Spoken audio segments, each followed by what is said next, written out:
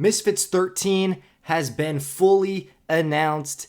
It's official. Fox the G, in only his second Misfits fight, will be headlining the card in the main event in a new 2v1 format. And I'm honestly not surprised to be seeing Fox the G in a main event after his last performance. A quick first round KO in a fight that many looked at as a competitive one, at least it was supposed to be. He had high expectations and he exceeded those expectations. Now, as far as the whole 2 versus 1 matchup, I'm a little conflicted because if done right, I can see it being a fun idea. But I think the biggest problem is finding two opponents that are at a similar skill set that can keep it competitive with Fox the G. And I don't know if Most Wanted and Evil Hero are good enough right now to do that. From what I have seen, I am slightly more impressed with Most Wanted. I think Fox the G would embarrass Evil Hero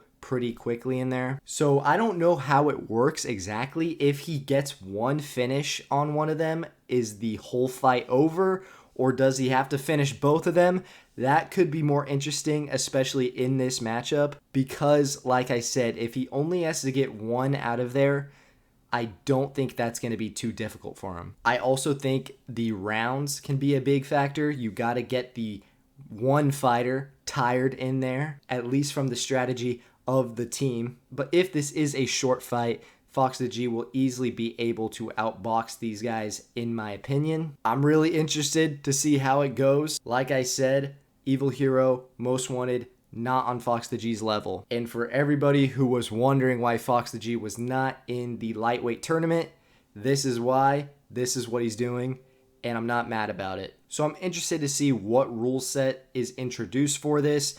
Either way, I'm going with Fox the G. We're also kicking off the lightweight tournament with two different fights. We got Joey Knight versus Baby Hulk. This is a fun one because a lot of people are underestimating Baby Hulk in this tournament. Me being one of them slightly, because I do think it's going to be difficult for him to transition from MMA to strictly boxing, especially against these experienced opponents. But the reason this is fun is because I like the pressure from Baby Hulk. I like the power, and there is still a lot of unanswered questions when it comes to Joey Knight. We saw his impressive performance against Most Wanted, but there was definitely a skill gap there, and we have yet to see him face competition on his level. So I'm excited to get some more answers to those questions, hopefully. If I had to guess now, I'm leaning towards Joey Knight here. I'm not going to give full predictions.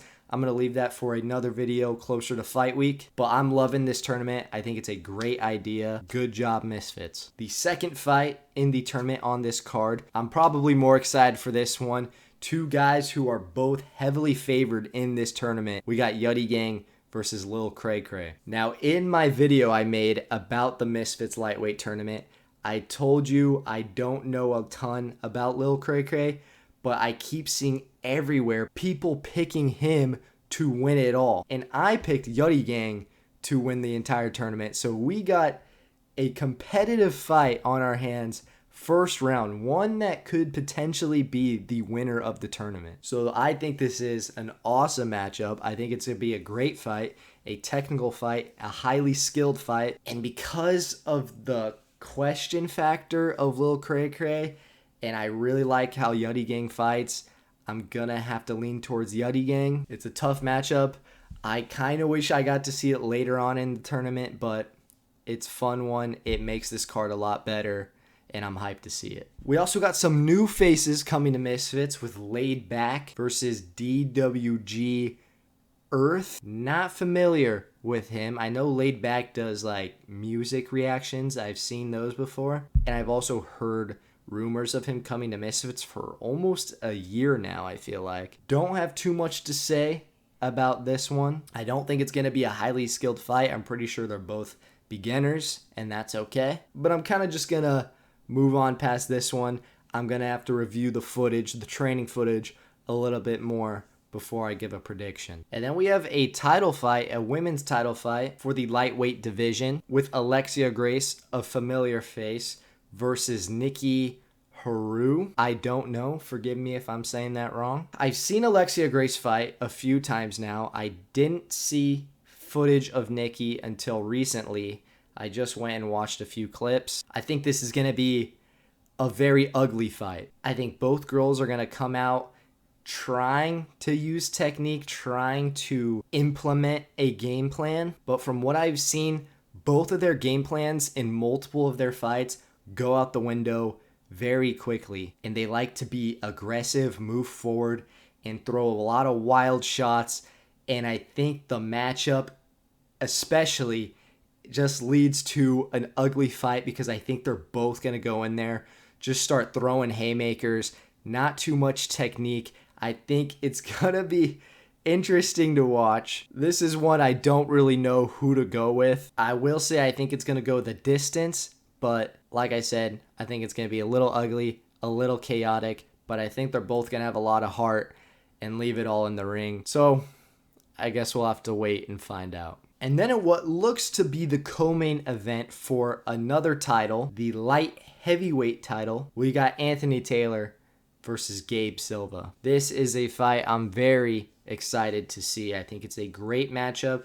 We saw this coming. They did a face-to-face after Gabe's last fight. This was expected. Anthony Taylor, the hug machine. We all know his game plan. He's going to come forward, apply the pressure. He's not really even looking for a finish. That's not what he's great at. His power's not amazing. But that pressure makes people uncomfortable, especially beginners, which is who he mostly fights. Even someone like King Kenny and Salt Poppy, they are beginners when you really think of it from a professional standpoint.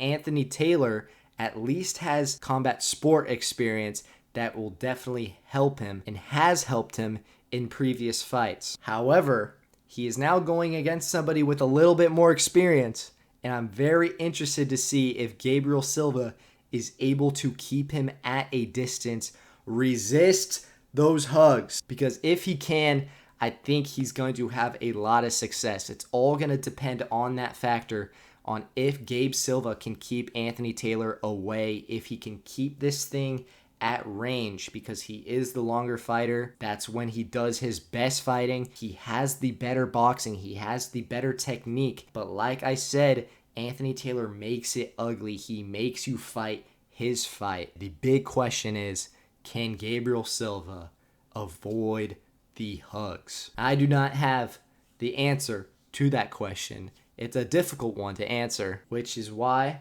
this is a great matchup and a fun fight. These guys deserve to have the co-main spot. So I'm ready to see this one go down. I'm ready to see this whole card go down.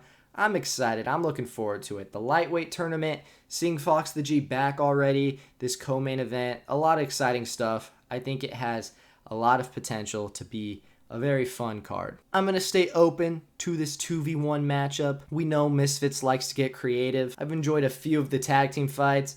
I thought the Misfits Survivor tag was alright. They have some stuff to work out, which I'm sure they're going to improve upon. And maybe that's going to be the case here, but I'm not mad at them for trying it.